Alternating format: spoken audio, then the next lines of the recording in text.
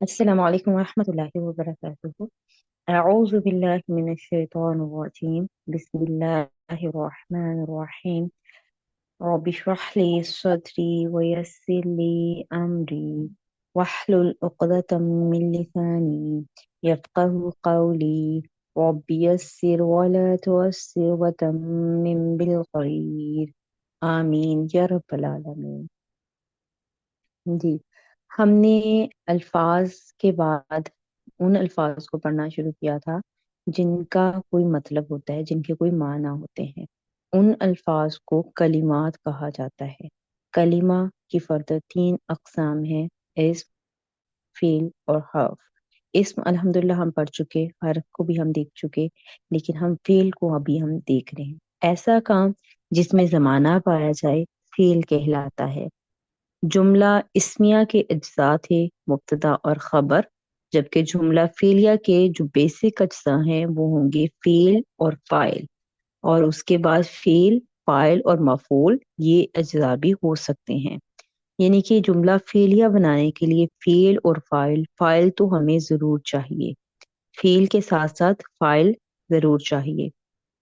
تو ابھی ہم آگے بات کرتے ہیں فاعل ہوتا کیا ہے۔ فعل تو ہو گیا کہ کوئی کام، ٹھیک ہے، جس میں زمانہ بھی پایا جائے کہ یہ کام میں نے ماضی میں کیا تھا، حال میں کر رہی ہوں یا مستقبل میں کروں گی، یہ ہو گیا ہمارے پاس فعل۔ اب کام، ساری بات ہے، کوئی کام ہے تو وہ خود بخود تو نہیں ہو سکتا، اس کو کرنے والا کوئی نہ کوئی تو ضرور ہوگا، ٹھیک ہے، میں، آپ یا کوئی اور، کوئی تو ہوگا نا جس نے کام کیا۔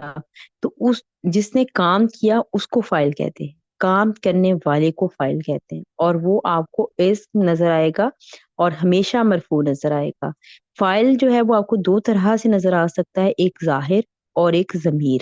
ظاہر کیسے نظر آئے گا کہ ظاہری طور پر، یعنی کہ فعل اگر آپ کو کوئی ملتا ہے قرآن پاک میں تو اس کے بعد اگر آپ کو آگے اسم حالت رفع میں نظر آئے، مرفوع حالت میں، تو وہ آپ اس کا فاعل بنا سکتی ہیں۔ یہ جو فاعل ہے یہ واحد اسم بھی ہو سکتا ہے، مثنیٰ بھی ہو سکتا ہے، جمع بھی ہو سکتا ہے۔ ہم نے صرف اسم کی بات کی ہے کہ اسم ہوگا اور وہ مرفوع حالت میں ہوگا، یعنی کہ اگر واحد ہوگا تو مسلمن، اور اگر وہ مثنیٰ ہوگا تو مسلمانی۔ آنی والا آواز میں نے کیوں اب استعمال کی ہے؟ کیونکہ ہمیں مرفوع ہی حالت چاہیے اس کی، اور مرفوع حالت مثنیٰ کی آنی سے شو ہوتی ہے۔ اور منصوب اس میں جمع میں کیا چاہیے؟ مسلمون، اس میں بھی اونا کی آواز ہی ہم رکھیں گے کیونکہ ہمیں فاعل جو ہے وہ مرفوع حالت میں ہی چاہیے، اسم جو ہے وہ مرفوع حالت میں چاہیے۔ اچھا، یہاں پر میں بات کرتی چلوں کہ یہ جو ظاہر فاعل ہے یہ نکرہ بھی ہو سکتا ہے، یہ معرفہ بھی ہو سکتا ہے، یعنی کہ یہ مسلمون، مسلمانی، مسلمون اس فارم میں بھی آ سکتا ہے جو نکرہ تھا۔ اب اگر معرفہ کرنا ہو اسی اسم کو تو کیا کریں گے؟ اس سے پہلے الف لام داخل کر دیں گے، یعنی کہ المسلم، الف لام داخل کرنے سے کسی اسم، نکرہ اسم کی تنوین چلی جائے گی۔ المسلم،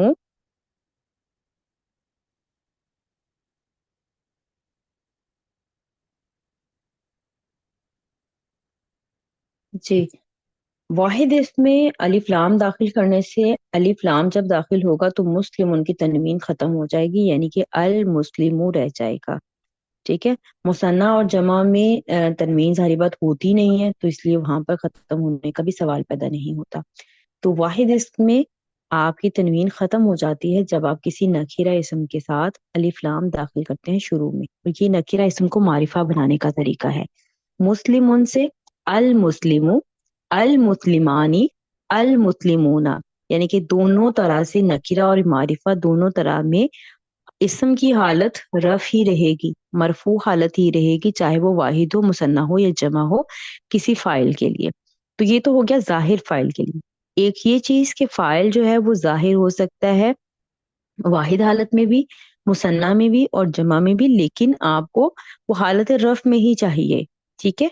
اور دوسری یہ چیز ہے کہ جب بھی فعل کا صیغہ نمبر 1 یعنی کہ واحد مذکر غائب اور صیغہ نمبر 4 واحد مؤنث غائبہ کا صیغہ ہوگا تو اس صورت میں ہی فاعل آپ کو ظاہر نظر آئے گا۔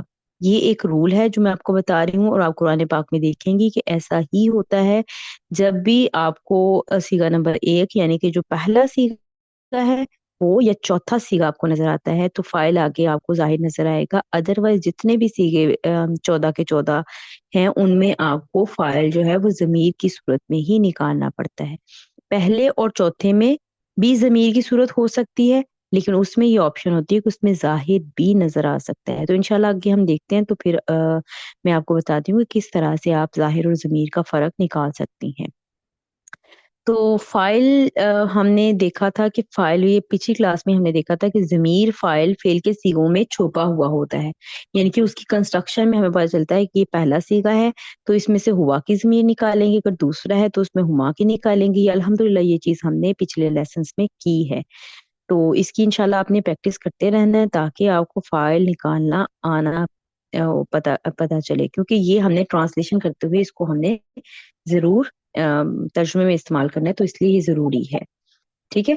तो अब फ़ाइल के लिए हमने जो ज़मीर इस्तेमाल की थी, जो हमने ज़माइर के तौर पर हमने कहा था कि ज़माइर के तौर पर फ़ाइल हमें नज़र आएगा, तो वो कहाँ पर नज़र आएगा? वो सीगे की कंस्ट्रक्शन में छुपा हुआ होगा। यानी कि वाहिद मुज़क्कर में हुआ, मुसन्ना में हुमा और जमा में हुम। इसी तरह से मोनस गायबा में हिया, हुमा, हुन्ना, और फिर हाजिर के सीगों में आ जाएगा अंता, अंतुमा, अंतुम, अंती, अंतुमा, अंतुन्ना, और मुतकल्लिम में आ जाएगा अना, नहनु। ठीक है?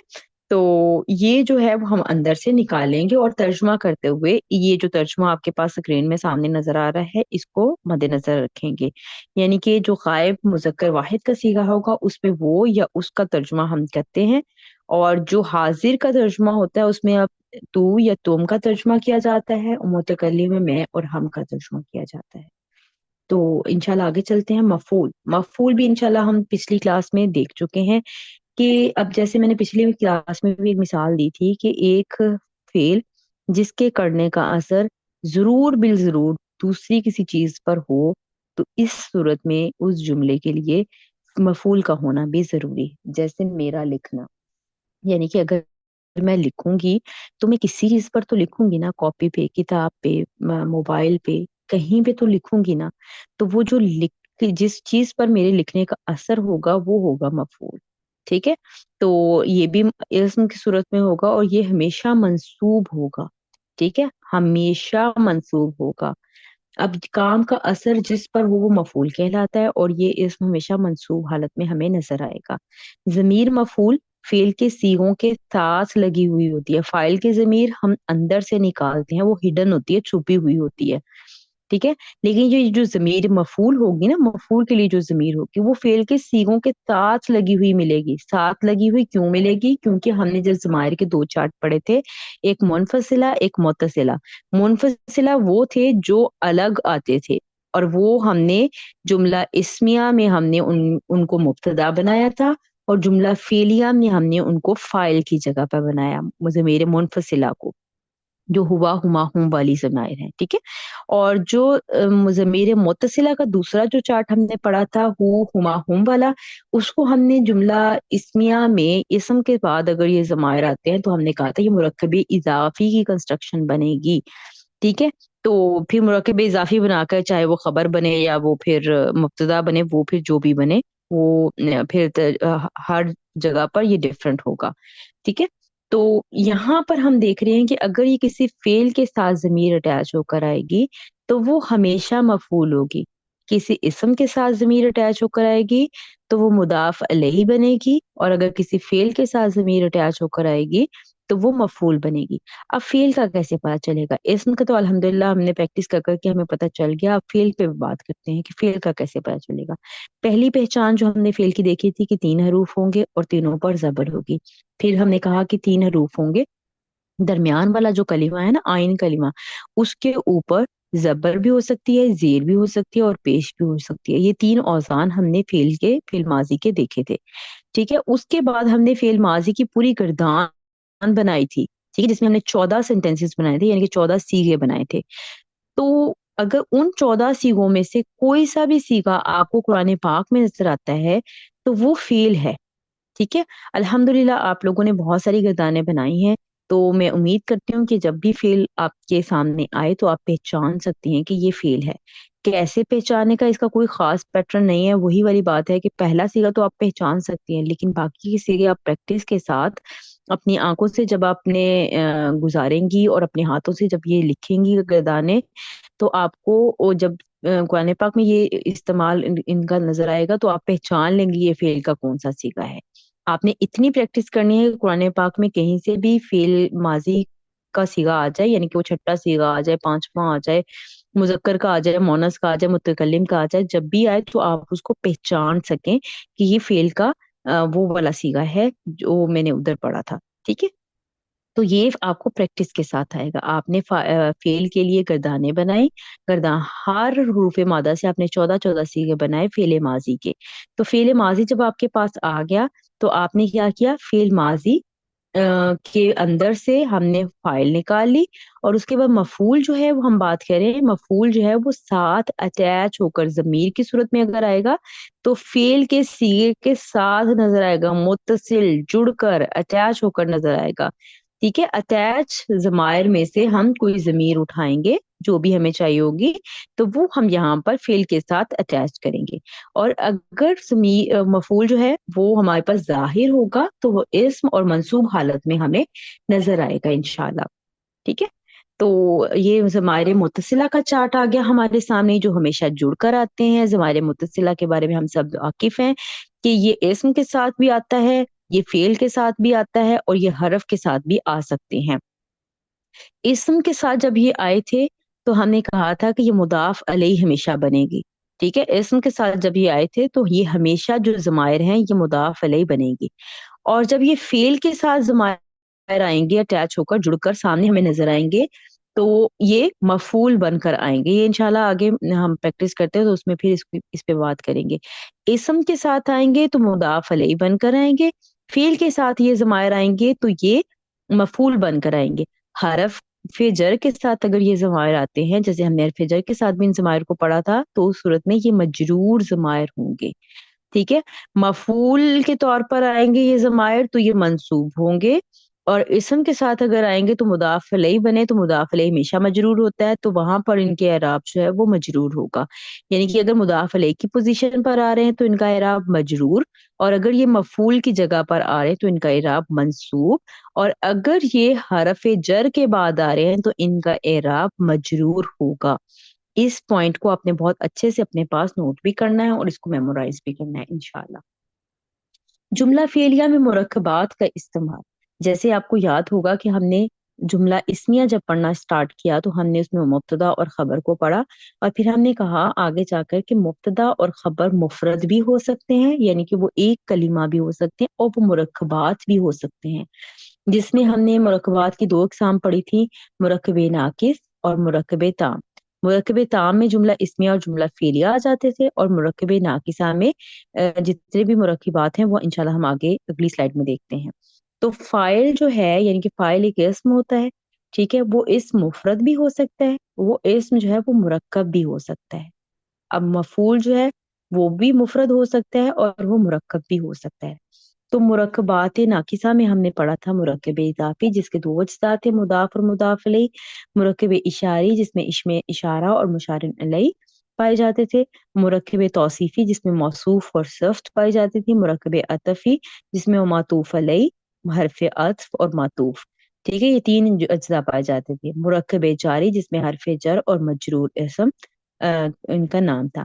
تو یہ سارے مرکبات جملہ اسمیہ میں بھی استعمال ہوئے تھے، کبھی یہ خبر کی جگہ پر اور کبھی یہ مبتدا کی جگہ پر آئے تھے، ٹھیک ہے؟ تو اسی طرح سے یہ تمام مرکبات اب جملہ فعلیہ میں بھی استعمال ہوں گے۔ تو آج ہم ان کا استعمال دیکھیں گے کہ جملہ فعلیہ میں یہ مرکبات کیسے استعمال ہوں گے۔ اگر آپ لوگ جملہ اسمیہ میں ان مرکبات کا استعمال دیکھنا چاہتے ہیں تو آپ اس پلے لسٹ کی جو لیسن نمبر پیچھے ہیں 11 10 آئی تھنک ہے، کہ آپ ان کو جا کر دیکھ سکتے ہیں، اور میں کوشش کروں گی کہ میں اس ویڈیو کے ساتھ بھی وہ اٹیچ کر دوں، تاکہ آپ اگر ان مرکبات کا استعمال جملہ اسمیہ میں دیکھنا چاہتے ہیں تو آپ وہاں جا کر آئی بٹن میں اس کو دیکھ سکتی ہیں۔ اچھا، اس کے بعد ہم بات کر رہے ہیں کہ سجدہ فعل، ٹھیک ہے؟ سجدہ، اب کوئی بھی جملہ اگر فعل سے سٹارٹ ہوگا تو وہ جملہ فعلیہ کہلائے گا۔ یہ جملہ فعلیہ کی ڈیفینیشن ہے، کوئی بھی جملہ اگر فعل سے سٹارٹ ہوگا تو وہ جملہ فعلیہ کہلائے گا۔ اور جملہ اسمیہ کی ڈیفینیشن کیا ہے کہ کوئی بھی جملہ اگر جملہ اسم سے سٹارٹ ہوگا تو وہ جملہ اسمیہ کہلائے گا. تو اب یہاں پر دیکھیں یہ ایک ٹیکسٹ ہمارے پاس لکھا ہوا ہے. تو یہ شروع ہو رہا ہے سین جیم دال سجدہ اور یہ 3 حروف ہیں اور تینوں پر زبر ہے. یہ فعل ہونے کی پہلی جو علامت ہم نے پڑھی تھی وہ ہمارے سامنے آ گئی. تو اب یہ دیکھیں کہ اب ہمیں پتہ چل گیا کہ یہ فعل ہے. تو فعل کے بعد آگے چاہے وہ اسم ہو چاہے جو کچھ اور جو مرضی چیزیں ہوں، لیکن اگر جملے کا شروع فعل ہے تو یہ جملہ کون سا بنے گا؟ جملہ فعلیہ. تو جملہ فعلیہ کے جو اجزاء ہم نے پڑھے ہوئے تھے، جو ہم نے پارٹس پڑھے ہوئے ہیں، ان پہ ہم بات کریں گے. سجدہ فعل ہو گیا. جب بھی فعل آپ کے سامنے آ جائے گا تو اگلی چیز جو آپ نے دیکھنی ہے وہ فاعل ہے، کیونکہ فاعل کے بغیر فعل پاسبل ہی نہیں ہے. ٹھیک ہے، جملہ فعلیہ میں فاعل کا ہونا ضروری ہے. تو سجدہ آپ کے پاس فعل ہو گیا. اور فاعل چونکہ یہ پہلا صیغہ ہے فعل ماضی کا، واحد مذکر غائب کا صیغہ ہے سجدہ، تو اس کا فاعل ظاہر ہو سکتا ہے، ضمیر بھی ہو سکتا تھا، لیکن یہاں پر ہمیں ظاہری طور پر ایک اسم جو حالت رفع میں ہے نظر آ رہا ہے، تو ہم اس لیے اس کو جو ہے وہ اس کا فاعل بنا لیں گے. سجدہ فعل المسلمون فاعل بنے گا. کیوں فاعل بنے گا؟ کیونکہ یہ ایک اسم ہے، ٹھیک ہے، اور یہ مرفوع حالت میں ہے اور یہ ایک جمع کی حالت ہے اور الف لام لگ جانے کی وجہ سے یہ معرفہ بھی ہے. اب یہاں پر دیکھیں کہ آپ کا جتنا بھی پچھلا پڑا ہوا ہے سب ریکال ہو رہا ہے کہ اس معرفہ کب ہوگا، اسم کی جنس کیا ہے، اسم کا عدد کیا ہے، اسم کا اعراب کیا ہے. یہ سب چیزیں دیکھ لینے کے بعد آپ نے اس کے فاعل اور مفعول ہونے کا فیصلہ کرنا ہے. یعنی کہ کوئی بھی اسم اگر آپ قرآن پاک میں آپ کے سامنے آتا ہے تو اسم کیسے پہچانا کہ یہ الف لام لگا ہوا ہے تو یہ اسم ہے. ٹھیک ہے، اور آپ پھر اسم جب آپ پہچان لیں گی تو اس کی 4 چیزیں آپ ضرور دیکھیں گے. اس کی جنس یعنی کہ وہ مذکر ہے یا مؤنث ہے، اس کا عدد کہ وہ واحد ہے مثنیٰ ہے یا جمع ہے، پھر اس کی وسعت کہ وہ نکرہ ہے یا معرفہ ہے، پھر اس کے بعد ہم جو ہے وہ اس کا اعراب دیکھیں گے کہ وہ حالت رفع میں ہے، نصب میں ہے یا جر میں ہے. یہ اعراب جو ہے اٹس ویری امپورٹنٹ. اسی سے یہ فیصلہ ہوتا ہے کہ یہ جملے میں کس پوزیشن پر جائے گا، یعنی کہ یہ جملے میں فاعل بنے گا یا مفعول بنے گا. اگر وہ پیش والا اسم ہے یعنی کہ اونا کی آواز ہے تو ہمیں پتہ ہے یہ مرفوع اسم ہے تو یہ فاعل بنے گا.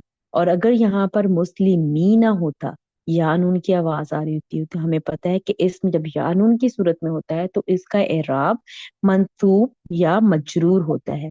تو فعل کے بعد مجرور، تو جیسے ہم نے پہلے بھی بات کی تھی کہ کوئی بھی اسم مجرور صرف 2 وجوہات کی بنیاد پر ہوتا ہے. اگر وہ مضاف الیہ بن رہا ہو، یہاں پر دیکھیں المسلمون ایک اکیلا اسم ہے، اس میں کوئی بھی مضاف الیہ ہونے کی وجوہات نہیں تھی. اگر یہ لیٹ سپوز یہاں پر یہ ہوتا المسلمین، اس صورت میں ہم بات کر رہے ہیں، ٹھیک ہے، المسلمین اگر ہوتا تو اس صورت میں کیا ہوتا کہ یہاں پر کوئی حرف جر لگا ہوتا یا پھر یہ مضاف الیہ کی پوزیشن پہ آتا، ٹھیک ہے، تو وہ مجرور ہوتا، ادروائز وہ منصوب ہوتا جملہ فعلیہ کے اندر. کیونکہ ابھی ہمارا یہ ٹیکس نہیں ہے تو ہم اس پہ زیادہ بات نہیں کریں، جو ٹیکس لکھا ہوا ہے ہم صرف اسی پہ بات کرتے ہیں. ٹھیک ہے، سجدہ فعل اور المسلم، یہ صرف میں نے اس لیے ڈسکس کیا کہ اعراب از ویری امپورٹنٹ، کہ اسم جو ہے وہ اعرابی طور پر کیسا ہے. اگر وہ مرفوع ہے تو فاعل، اور اگر وہ منصوب ہے تو وہ مفعول بنے گا. ٹھیک ہے، پھر اسی حساب سے ترجمہ ہوگا. تو سجدہ فعل اور مسلمون آپ اس کو فاعل بنا دیں کیونکہ یہ مرفوع حالت میں ہے. اب یہاں پر المسلمون بھی ہو سکتا تھا اور یہ فاعل جو ہے وہ صرف مسلمون بھی ہو سکتا تھا، اگر معرفہ نہ بھی ہوتا تب بھی چل جانا تھا. ٹھیک ہے، تب بھی یہ گزارا ہو سکتا تھا. لیکن آپ نے اس چیز کا دھیان رکھنا ہے کہ فعل اگر مذکر ہے تو جو آگے فاعل آ رہا ہے وہ بھی مذکر ہی ہو. ٹھیک ہے، فعل اگر مؤنث کا صیغہ ہے تو فاعل بھی مؤنث کا آ سکتی ہے. ٹھیک ہے، تو یہاں پر سجد المسلمون، اب یہ بھی مذکر تھا اور یہ بھی مذکر واحد غائب کا صیغہ استعمال ہوا ہے. تو فعل پلس فاعل جملہ فعلیہ، اور یہاں ترجمہ ہوگا سب سے پہلے فاعل کا اور اس کے بعد فعل کا. تو فاعل کیا ہے؟ مسلمون. اب جمع کا صیغہ ہے تو اس لیے ترجمہ کرتے ہوئے ہم کریں گے مسلمانوں، مسلمانوں نے. جیسے میں نے پہلے پچھلی کلاس میں بتایا تھا کہ جب آپ فاعل کا ترجمہ کریں گے تو زیادہ تر آپ نے کا حرف استعمال کرتے ہیں، اور جب مفعول کا ترجمہ کرتے ہیں تو زیادہ تر کو یا کا کی وغیرہ میں سے حرف کا چناؤ کیا جاتا ہے. مسلمانوں نے سجدہ کیا. ٹھیک ہے، مسلمانوں نے سجدہ کیا. اب مسلمانوں نے سجدہ کیا، کسی کو تو کیا تھا، مطلب اللہ تعالیٰ کو سجدہ کیا. تو وہ یہاں پر ابھی فی الحال مینشن نہیں ہے، تو وہ انشاءاللہ یعنی کہ اگر ہوتا تو پھر یہاں پر اللہ ہاں آتا، ٹھیک ہے، مسلمانوں نے اللہ کو سجدہ کیا اگر ہوتا یہاں پر ٹیکسٹ میں لکھا ہوا، لیکن ابھی ہم نے صرف فعل اور فاعل کی بات کرنی تھی تو اس لیے میں نے یہاں پر صرف اتنا ہی مینشن کیا ہے، ٹھیک ہے۔ ابھی جو ہمارا مین ٹاپک ہے وہ یہ ہے کہ فاعل جو ہے وہ مفرد بھی آ سکتا ہے اور فاعل جو ہے وہ مرکب بھی آ سکتا ہے۔ مفرد کا کیا مطلب ہے؟ مفرد کا مطلب ہے کہ ایک کلمہ، یعنی کہ وہ ایک کلمہ ہوگا، ایک لفظ ہوگا۔ اگر کلمے کو میں آپ کی زبان میں بتاؤں تو آپ کہہ سکتے ہیں کہ ایک لفظ ہوگا، ٹھیک ہے۔ اگر دو الفاظ کا مجموعہ ہوگا تو وہ مرکب کہلائے گا، اگر وہ ایک کلمہ ہوگا، ایک لفظ ہوگا تو وہ مفرد ہوگا۔ یہ ایک کلمہ واحد بھی ہو سکتا ہے، یعنی کہ مسلمون بھی ہو سکتا تھا، یہاں پر مسلمانی بھی ہو سکتا تھا اور مسلمون بھی ہو سکتا تھا۔ تینوں صورتوں میں کلمہ تو ایک ہی رہا نا، واحد تھا تب بھی ایک ہی کلمہ تھا، ایک ہی لفظ تھا، مثنیٰ تھا تب بھی ایک ہی لفظ تھا، اور جمع تھا تب بھی وہ ایک ہی لفظ ہمیں نظر آ رہا تھا۔ یعنی کہ یہاں مسلمون دیکھیے ایک ہی لفظ ہے، ایک ہی کلمہ ہے، اس کو ہم دو کلمات نہیں کہتے چاہے وہ جمع بھی ہے، ٹھیک ہے۔ تو جب ایک کلمہ ہوگا تو وہ مفرد ہوگا، جب ایک سے زائد کلمات ہوں گے تو وہ مرکب بنے گا۔ تو یہاں پر جو بات ہے وہ یہ ہے کہ فاعل جو ہے وہ مفرد بھی ہو سکتا ہے اور مرکب بھی ہو سکتا ہے۔ یہ ہمارے پاس ایک مفرد کی مثال آ گئی، ٹھیک ہے۔ المسلمون یہ مفرد فاعل آیا ہوا ہے اور ترجمہ کرتے ہوئے ہم نے مسلمانوں نے سجدہ کیا، ٹھیک ہے۔ اب ہم دیکھ لیتے ہیں آگے مرکب فاعل جب آئے گا تو کیسے آئے گا، کس طرح سے آ سکتا ہے، ٹھیک ہے۔ یہ ایک مثال آپ کے سامنے رکھی ہے، یہ اور بھی مرکبات یہاں اس کی جگہ پر آ سکتے ہیں۔ یہ سادہ کا فعل، سادہ کا فعل جب بھی آپ کی نظر سے گزرا تو آپ کو پتا چل گیا کہ یہاں پر جملہ فعلیہ بنے گا، کیونکہ جملہ سٹارٹ ہو رہا ہے فعل کے ساتھ، ٹھیک ہے۔ تو سادہ کا فعل تھا، جملہ فعلیہ کے اجزاء پھر آپ نے ڈھونڈنے شروع کیے کہ فعل ہوتا ہے، پھر فاعل ہوتا ہے، پھر مفعول ہوتا ہے، دیکھتے ہیں اس میں کیا کیا چیزیں موجود ہیں، ٹھیک ہے۔ اللہ آگے آپ کو نظر آ گیا کہ اللہ جو ہے وہ اس میں معرفہ ہے اور حالت رفع میں نظر آ رہا ہے آپ کو، لیکن اللہ اکیلا نہیں ہے، آگے العظیم بھی آپ کو نظر آ رہا ہے، اور ہم نے یہ پہلے پڑھا ہوا تھا کہ جب دو اسماء میں مطابقت ہوگی اسم کے چاروں پہلوؤں میں، جیسے میں نے ابھی بھی آپ کے ساتھ ذکر کیا کہ جب بھی کوئی اسم آپ کے سامنے آئے گا تو سب سے پہلے آپ اس کی یہ چار چیزیں چیک کریں گے۔ اب اللہ کی چار چیزیں چیک کی تو وہ بھی یہ تھی، مرفوع، مذکر، واحد اور معرفہ۔ جب عظیم کی چار چیزیں چیک کی تو وہ بھی یہی تھی، مرفوع، واحد، مذکر اور معرفہ، تو یہ سیم تھی۔ تو جب یہ چاروں اجزاء سیم ہوتے ہیں تو ایک مرکب بنتا ہے جسے ہم کہتے ہیں مرکب توصیفی، ٹھیک ہے۔ تو یہ اللہ کی صفت ہے کہ اللہ عظیم ہے، ٹھیک ہے۔ تو یہاں پر اللہ العظیم یہ ہمارے پاس مرکب توصیفی کی کنسٹرکشن آ گئی، اور یہ مرکب توصیفی ہو کر یہ اب صدقہ کا فاعل بن گیا۔ ہم نے کہا تھا کہ فاعل جو ہے وہ ظاہر ہو سکتا ہے جب فعل ماضی کا پہلا یا چوتھا صیغہ استعمال ہوگا، تو یہاں پر صدقہ فعل ماضی کا پہلا صیغہ ہے، تو یہاں دیکھیں آگے فاعل جو ہے وہ ظاہر ہو گیا۔ پچھلی سلائیڈ میں ہم نے دیکھا تھا کہ فاعل مفرد حالت میں تھا، یہاں ہم دیکھ رہے ہیں کہ دو کلمات مل کر فاعل بن رہے ہیں، اللہ العظیم، ٹھیک ہے، ایک کلمہ اللہ اور دوسرا کلمہ عظیم، دو کلمات مل کر فاعل بن رہے، تو یہ مرکب ہے جو فاعل بنا ہے، ٹھیک ہے۔ جب مرکبات کا ترجمہ کیا تھا ہم نے مرکب ناقصہ کا، تو اگر کسی کو بھول گیا ہے تو وہ ضرور بھی ضرور جا کر پچھلے لیسنز میں اس کو ضرور چیک کریں کہ ترجمہ کس طرح سے کرنا ہے۔ العظیم کا ترجمہ پہلے ہوگا اور اللہ کا ترجمہ بعد میں ہوگا۔ صدقہ کو تو ابھی آپ سائڈ کر دیں، کیونکہ سب سے پہلے آپ نے جب ترجمہ کرنا ہے تو فاعل کا ترجمہ کرنا ہے، تو فاعل جو ہے وہ اتنا پورشن آپ کو پتا چل گیا کہ یہ مرکب مل کر فاعل بن رہا ہے، ٹھیک ہے، مرکب ہو کر یہ فاعل بن رہا ہے۔ تو سب سے پہلے اس مرکب کا آپ ترجمہ کریں گی، تو جب مرکب توصیفی کا ترجمہ کیا جاتا ہے تو کراس میں ترجمہ کیا جاتا ہے، یعنی کہ جو بعد میں اسم آیا تھا اس کا ترجمہ پہلے اور جو پہلے اسم آیا تھا اس کا ترجمہ بعد میں کیا جاتا ہے، یعنی کہ صفت پہلے اور موصوف بعد میں ترجمہ کرتے ہوئے۔ تو یہاں پر آ جائے گا عظیم اللہ، ترجمہ کرتے ہوئے مرکب توصیفی کا ترجمہ کیا ہوگا، عظیم اللہ۔ تو یہاں پر جب ہم نے عظیم اللہ کو فاعل کی جگہ پر رکھ لیا، عظیم اللہ، ٹھیک ہے، نے لگا لیا آگے حرف فاعل کے بعد، میں نے کہا تھا کہ کا سہارا لینا پڑے گا ہمیں عام طور پر، عظیم اللہ نے، اب فعل کا ترجمہ کیا تھا، صدقہ، اور فعل ماضی ہے تو اس کے حساب سے ہی ترجمہ کریں گے، عظیم اللہ نے سچ کہا۔ یہ جو کہا ہے نا یہ فعل ماضی کا بتا رہا ہے، کیونکہ سادہ کا ابھی تک ہم نے پڑھا کہ سادہ کا فعل ماضی کا پہلا صیغہ ہے. عظیم اللہ نے سچ کہا.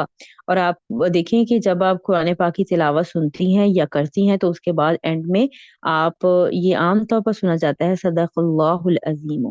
ٹھیک ہے، تو اب آپ کو سمجھ آئی ہوگی کہ یہ کیا بن رہا ہے. یہ جملہ فعلیہ بن رہا ہے اور اس کا مطلب ہے عظیم اللہ نے سچ کہا، کیونکہ جو آیات ہم پڑھ رہے ہوتے ہیں وہ اللہ تعالیٰ کی بھیجی ہوئی آیات ہیں، اور اس میں کوئی شک ہے ہی نہیں کہ اللہ نے جو کہا ہے ان آیات میں وہ سچ ہے، وہ حق ہے، وہی ہے جو اللہ نے مطلب جو ہم اللہ تعالیٰ نے خود اس کی حفاظت کا ذمہ لیا ہوا ہے، اور وہ بالکل سچ ہے جو ہم تک پہنچ رہا ہے قرآن کی صورت میں، وہ بالکل حق ہے، سچ ہے.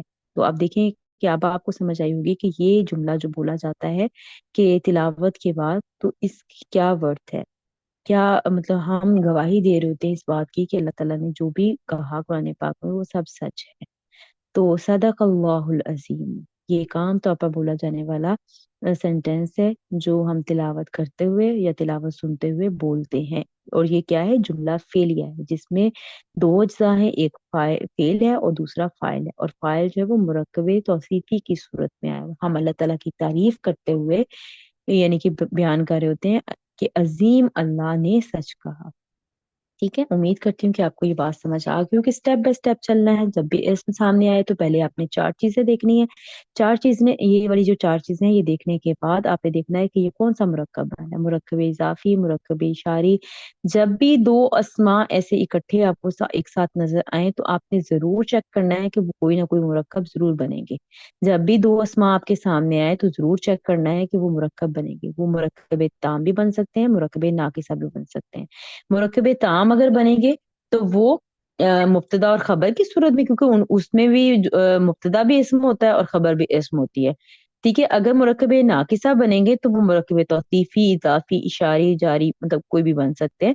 لیکن جب بھی دو اسماء آپ کو ساتھ نظر آئیں تو آپ نے مرکب کی طرف جانا ہے، مرکب تام اور مرکب ناقصہ کی طرف.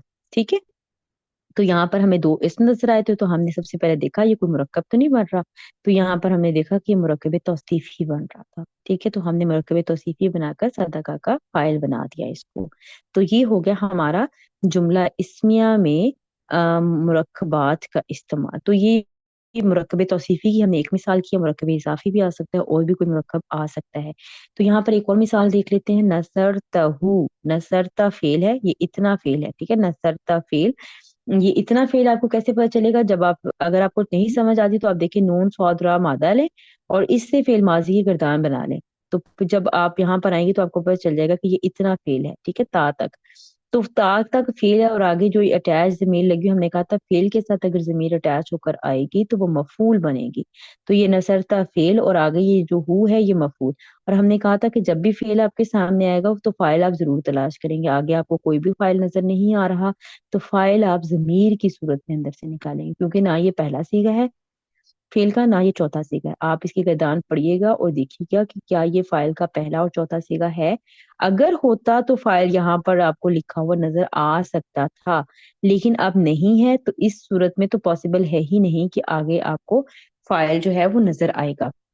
ٹھیک ہے، تو اب آپ کو اندر سے ہی فاعل نکالنا ہے. تو جب اندر سے نکالیں گے تو جس کے مطابق کا یہ صیغہ ہے فعل کا نصرتا، یعنی کہ یہ آپ کے پاس حاضر مذکر واحد کا صیغہ ہے، تو انتا کی فاعل آپ اندر سے نکال لیں گے اور یہ ہو جو ہے یہ مفعول بن جائے گا. ٹھیک ہے، ہو بھی یہاں پر دیکھیں منصوب حالت ہے. کیوں منصوب ہے؟ کیونکہ یہ مفعول ہوتا ہے اور یہ متصل ضمائر میں ہم نے پڑھا تھا کہ یہ منصوب بھی ہوتے ہیں یہ مجرور بھی ہوتے ہیں. لیکن یہاں پر چونکہ یہ ہمیشہ فعل کے ساتھ جڑ کے آئے گا تو مفعول ہوگا، تو مفعول ہمیشہ منصوب ہوگا، تو اس کو اعرابی طور پر ہم منصوب کہیں گے.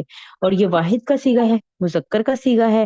ٹھیک ہے، اور یہ معرفہ بھی ہے کیونکہ ضمائر ہم نے پڑھا تھا کہ معرفہ ہونے کی علامت بھی ہے. جب بھی کوئی اسم یا ضمیر آپ کے سامنے آتی ہے تو سب سے پہلے یہ چار چیزیں آپ نے تلاش کرنی ہے. تلاش کرنے کے بعد دیکھنا ہے کہ اب یہ کیا بنے گا. تو اب یہاں پر یہ مفعول بن رہا ہے تو فعل، فاعل اور مفعول یہ جملہ فعلیہ بنے گا. اور یہاں پر مفعول جو ہے وہ مفرد کی صورت میں آیا ہوا ہے. فاعل بھی مفرد ہے، ایک ہی ہے، اور مفعول جو ہے وہ بھی مفرد کی صورت میں آیا، مفرد ضمیر، اور فاعل بھی مفرد ضمیر کی صورت میں آئی ہوئی. تو اس کا ترجمہ سب سے پہلے فاعل کا ترجمہ کریں گے کہ تو نے یا آپ نے. ٹھیک ہے، اب مفعول کا ترجمہ کریں گے اس کی، یہ جو ہو ہے نا اس کا آگا ترجمہ، اس کی अब ये फेल का तर्जुमा आ गया मदद की, तूने उसकी मदद की। ठीक है, उम्मीद करती हूँ कि आपको बात समझ आ गई होगी। एक और मिसाल देख लेते हैं, कतला। कतला, आप देखिए फेल आ गया शुरू, जुमले के शुरू में, तो जुमला फेलिया बनेगा। तो जब जुमला फेलिया बनेगा तो फेल के अज्जा की तरफ ही जाएंगे, कतला फेल। और आगे आपने जब भी फेल आ जाएगा तो आपने आगे फाइल को ही ढूंढना है पहले। तो फाइल आपको देखें, अब जाहिरी तौर पर आपको एक इसम नजर आ रहा है जो हालत रफ में है। ठीक है, पहले इस इसम के बारे में चारों चीजें देख लें। दावूदू क्या है, आपको मरफू हालत में, ये ब्लैक वाला जो है ये इसके साथ फाइल के लिए लिखा गया है। ठीक है, दावूदू आप देखिए हालत रफ में नजर आ रहा है, मरफू हालत में, मुजक्कर भी है, वाहिद भी है और मारिफा है। मारिफा क्यों? क्योंकि ये नाम है, इसमें अलम में आता है, इसलिए ये मारिफा है। तो ये जो ब्लैक वाला है ना, ये दाऊद यानी कि फाइल के लिए ये चारों चीजें लिखी हुई हैं। तो ये देखें, ये पहले, सबसे पहले आपने इस इसम का चारों चीजें देख ली, फिर जालूद के बारे में सारी चीजें देखेंगे कि जालूद क्या है। ये हालत नसब में है क्योंकि आपको जबर नजर आ रही है इसके ऊपर, और ये मुजक्कर है, ये वाहिद है, ये मारिफ है क्योंकि ये भी नाम है। ठीक है, तो ये चारों चीजें देख लेने के बाद अब आप फैसला करेंगे कि जो मंसूब वाला इसम है उसको मफूल बनाएंगी, और जो मरफू इसम है उसको आप फाइल बनाएंगी। ठीक है, अगर आपको ये बात ना पता होती कि फाइल जो है वो हालत रफ में होता है और मफूल जो है हालत नस्ब में होता है, तो आप किसी को भी फाइल और मफूल की जगह पर रखकर तर्जुमा जो है वो गलत करने का अंदेशा हो सकता था। ठीक है, कतला फेल। ठीक, फेल। अब फेल का फाइल जहां पर जाहिर है दावूदू, और ये मफूल है जालूद। तो तर्जुमा करते हुए सबसे पहले फाइल दावूद, और उसके बाद दावूद ने हरफ ने का सहारा लिया हमने, जालूद को ये मफूल का तर्जुमा किया, पहले फाइल फिर मफूल। दाऊद ने जालूद को कत्ल किया। ठीक है, उम्मीद करती हूँ कि बात समझ आ गई होगी। तो इसी तरह से मैंने आपको बताया कि ये सारे मुरक्कबात आ सकते हैं फाइल और मफूल की जगह पर, जितने भी मुरक्कबे नाकिसा हमने पढ़े थे। अब ये मुरक्कबे जारी की बात करते हैं। मुरक्कबे जारी आपको पता है कि जुमला इस्मिया में भी वो मुक्तदा नहीं बन सकता था, बल्कि उसकी एक खास ही हमने जगह रखी थी, और हमने कहा था कि खबर की गैर मौजूदगी में ये खबर बन जाएगा, और अगर खबर मौजूद होगी तो ये मुताल्लिक के खबर बन जाएगा। ठीक है, आपको याद होगा जुमला इस्मिया वाले चैप्टर्स आप जाके जरूर लेसन जो है वो रिवाइज कर लें, ताकि आपको ये दोबारा से रिकॉल हो जाए कि जुमला इस्मिया में हमने मुरकबे जारी को क्या बनाया था। तो अब जुमला फेलिया में हमने मुरकबे जारी को क्या बनाना है, इसको हमें मुतालिक बनाना है। ठीक है, अभी इनिशियल में आपने इसको यही देखना है कि जुमला फेलिया में जब भी मुरकबे जारी आ जाएगा तो इसको ना आप फाइल बनाएंगी ना आप मफूल बनाएंगी, बल्कि आप इसको मुतालिक बनाएंगी। तो ये मुतालिक बस आप इतना ही अभी ज़हन में रखें कि इसको आपने हमेशा मुतालिक बनाना है। किसके मुतालिक बनाना है वो इंशाल्लाह फिर हम आगे के लेसन में देखते जाएंगे। तो यहाँ पर एक मिसाल कर लेते हैं। कुरान पाक की आयत है सूरह अल बकरा आयत नंबर 7, खतमल्लाहु अला कुलूबिहिम व अला समइहिम। खतमा फेल, फेल आ गया तो जुमला फेलिया बनेगा। तो जुमला फेलिया के अज्जा आपने देखने शुरू किए, आगे एक इस्म चाहिए जो हालत रफ में होगा तो वो फाइल बनेगा। तो यहाँ पर आपको देखें कि हालत रफ में एक फाइल नजर आ रहा है। क्यों नजर आ रहा है? क्योंकि खातमा पहला सीगा था। जब भी फेल का पहला या चौथा सीगा होगा तो आपको जाहिरी तौर पर एक इस्म ऐसा नजर आ जाएगा जो फाइल होगा। कभी आएगा, ऐसा भी हो सकता है कि कभी नजर ना आए, लेकिन ये नजर सिर्फ उस सूरत में आएगा जब पहला और चौथा सीगा होगा। अगर इनके अलावा सीगे होंगे फेल के, तो यहाँ पर कभी भी आपको ये हालत रफ वाला कोई इसम नजर नहीं आएगा।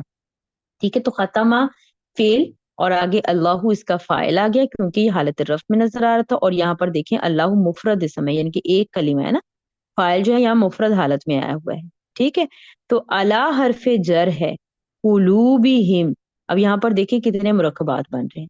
कुलूबिहिम, जैसे हमने पहले भी देखा था कि इसी इसम के साथ अगर हरफे जर जुड़कर आता है, किसी किसी इस्म के साथ अगर जमायर जुड़कर आते हैं तो वो मुरक्कबे इजाफी की कंस्ट्रक्शन बनती है, यानी कि मुदाफ अलैह बनता है। तो कुलूबिहिम जो है वो क्या है? मुदाफ अलैह है। ठीक है, कुलूबिहिम क्या है? मुदाफ अलैह है। तो सॉरी, मुरक्कबे इजाफी है, कुलूबिहिम मुरक्कबे इजाफी है, और ये मुरक्कबे इजाफी अला हरफ जर के लिए मजरूर हो गया और ये बन गया अला कुलूबिहिम मुरक्कबे जारी। ठीक है, अला कुलूबिहिम मुरक्कबे जारी, कुलूबिहिम मुरक्कबे इजाफी, اور یہ مجرور ہو گیا الا جارا کے لیے۔ یہ جب مرکبات ہم نے پڑھے تھے تو اب ہم نے دیکھا تھا کہ جب جتنے بھی مرکبات حرف جر کے اس طرف ہوں گے وہ سارے اکٹھے ہو کر الا کے لیے مجرور ہو جائیں گے۔ تو یہ بھی وہ پیٹرن ہم نے کیا کہ قلوبی مرکب جاری تھا اور مرکب جاری کو ہم نے الا جارا کے لیے مجرور کر دیا۔ الا حرف جر اپنے مجرور کے ساتھ مل کر مرکب جاری بن گیا۔ تو یہاں درمیان میں حرف عطف آ گیا، ٹھیک ہے، حرف عطف آ گیا۔ تو اب الا سمعہم، الا حرف جر اور سمعہم اگین وہی کنسٹرکشن آ گئی مضاف مضاف الیہ کی۔ تو یہ ہو گیا مضاف مضاف الیہ مل کر مرکب اضافی ہو گئے، اور مرکب اضافی الا جارا کے لیے مجرور ہو کر جار مجرور بن کے مرکب جاری بن گیا۔ اور حرف عطف کے بارے میں بھی ہم نے پڑھا تھا، مرکب عطفی کے بارے میں، کہ حرف عطف کے اس طرف یعنی کہ معطوف علیہ کی جگہ پر بھی ویسی ہی کنسٹرکشن ہوگی، اگر مرکب ہے تو اس طرف بھی مرکب، اور اگر مفرد ہے تو اس طرف بھی مفرد، اور اگر اس طرف جو ہے وہ جملہ ہے تو اس طرف بھی جملہ ہوگا، ٹھیک ہے۔ تو یہاں پر دیکھیں کہ مرکب جاری اس طرف ہے اور اس طرف بھی مرکب جاری ہے، تو معطوف علیہ اپنے حرف عطف اور معطوف کے ساتھ مل کر مرکب عطفی بن گیا، اور یہ مرکب عطفی بنا کر آپ اس کو متعلق اور مفعول دونوں میں ڈال سکتے ہیں، لیکن فی الحال ابھی آپ متعلق تک رکھیں، ٹھیک ہے۔ انشاءاللہ پھر ہم اس کو فردر دیکھیں گے کہ کیسے اس کو مفعول کی جگہ پر بھی رکھا جا سکتا تھا، ٹھیک ہے۔ تو جب اس کا ترجمہ کریں گے، اب یہ بات آپ نے غور سے سنی ہے کہ ہم نے کہا تھا فاعل کا ترجمہ، پھر ہم نے کہا تھا مفعول کا ترجمہ، اور اس کے بعد فعل کا ترجمہ ہوگا۔ اب ایک متعلق بھی درمیان میں آ گیا، تو اب کیا کریں گے؟ پہلے فاعل کا ترجمہ، نمبر 1 فاعل، ٹھیک ہے۔ اب نمبر 2 مفعول تھا، ٹھیک ہے۔ یہ مفعول اور متعلق اپنی جگہ چینج کرتے رہیں گے، کبھی مفعول پہلے آ جائے گا، کبھی متعلق پہلے آ جائے گا، جیسے اردو جملے میں فٹ بیٹھ رہی ہوں گی، ہم اس طرح سے اس کو کر لیں گے۔ اور جو فعل ہے وہ آخر میں رہے گا، یعنی کہ فعل کی اور فاعل کی پوزیشن ہم چینج نہیں کریں گے، اس کو ہم پہلے فاعل کو پہلے نمبر پہ اور فعل کو آخری نمبر پہ ہی رکھیں گے، متعلق اور مفعول کو ہم جگہ اس کی چینج کرتے رہیں گے۔ تو یہاں پر اگر اس کا ترجمہ کریں، سب سے پہلے فاعل کا ترجمہ اللہ نے، ٹھیک ہے، علی قلوبہم۔ اب سب سے پہلے جیسے میں نے آپ کو پہلے بھی بتایا، قلوبہم مرکب اضافی اور مرکبات کا ترجمہ کس طرح سے کرتے ہیں؟ ہم کا ترجمہ پہلے اور قلوب کا ترجمہ بعد میں۔ ان کے دلوں پر، علی پر، ان کے دلوں پر اور ان کے کانوں پر، ٹھیک ہے، ان کے کانوں پر مہر لگا دی۔ ختمہ کا مطلب ہوتا ہے ختم کر دیا، بند کر دیا، چیپٹر کلوز کر دیا، سیل کر دیا، ٹھیک ہے، مہر لگا دی۔ اللہ نے ان کے دلوں پر اور ان کے کانوں پر مہر لگا دی۔ تو آپ دیکھیں اللہ فاعل، اور درمیان میں آپ نے متعلق کا ترجمہ کیا کیونکہ یہاں پر ہم مفعول جو ہے وہ اس کو کنسیڈر نہیں کر رہے ابھی، اور پھر آخر میں آپ نے فعل کا ترجمہ کیا، مہر لگا دی، اور لگا دی کی ہے، یہ نہیں کیا کہ لگائی یا لگائیں گے، اس طرح سے ترجمہ نہیں کیا۔ کیوں لگا دی کا ترجمہ کیا؟ کیونکہ خاتمہ فعل ماضی تھا نا، تو ماضی کے حساب سے ہم نے ترجمہ کرنا ہے۔ امید کرتی ہوں کہ آپ کو یہ بات سمجھ آ گئی ہوگی۔ یہاں دیکھیں کہ ربکم، اس میں جو ہے وہ ربا اسم تھا اور کم جو تھی ضمیر تھی، اسم کے ساتھ ضمیر وہ مضاف علیہ بنے گی اور اس کی حالت جو ہے وہ مجرور ہوگی۔ فعل کے ساتھ خلقکم، فعل کے ساتھ ضمیر، تو یہ منصوب اس کی حالت ہوگی اور یہ مفعول بنے گی۔ امید کرتی ہوں کہ آپ کو بات سمجھ آ گئی ہوگی۔ زیادہ فعل تھا، ہم مفعول بھی، اللہ فاعل، مردن یہ ہمارے پاس آ جائے گا مفعول ثانی، ٹھیک ہے۔ تو آپ یہ دیکھ لیں کہ فاعل جو ہے وہ ایک ہی